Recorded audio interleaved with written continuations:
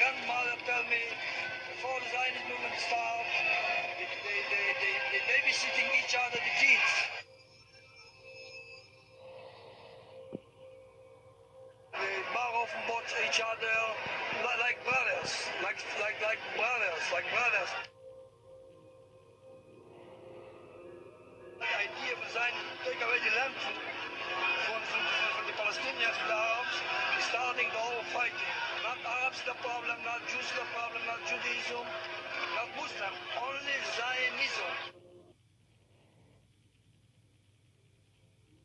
You implied that Israel has the right to exist because of what happened to the Jews during World War II. Why in Palestine?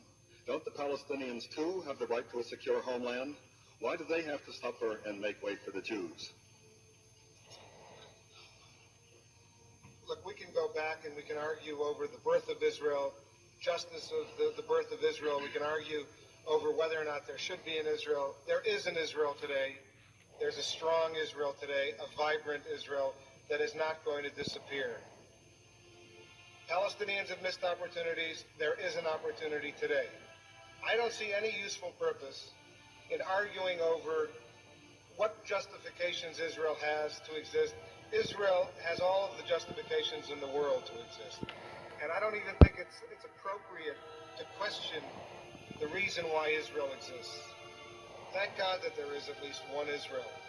An Israel where Jews can live if they want to. They don't have to live there. But if they need refuge, if they want to live in a country that is a Jewish homeland, that's fine.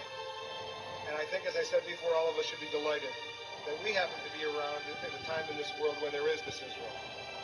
To deny Zionism, to reject Zionism, is about as racist an element as you can get. Why should all of these people, Palestinians and others, deserve a homeland if the Jews can't have a homeland?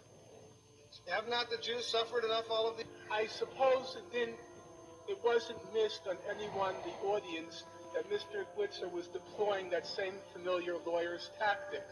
The question that was put to him was, if we accept the legitimacy of the state of Israel, why don't we also accept the legitimacy of a Palestinian state? And then Mr. Blitzer went on to tell us all the good reasons why we should accept the legitimacy of the state of Israel, something which, by the way, I concur with. But that still doesn't answer the question. If one does accept the legitimacy of the state of Israel, why doesn't one also accord the same rights to self-determination and statehood to the Palestinians? That was the question, as I understand it, that was put to him.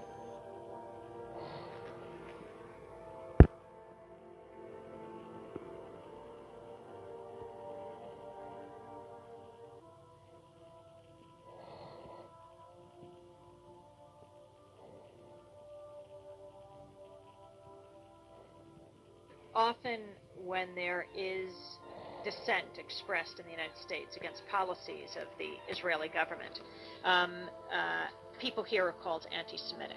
What is your response to that as an Israeli Jew? Well, it's a trick. We always use it. When from Europe somebody is criticizing Israel, then we bring up the Holocaust.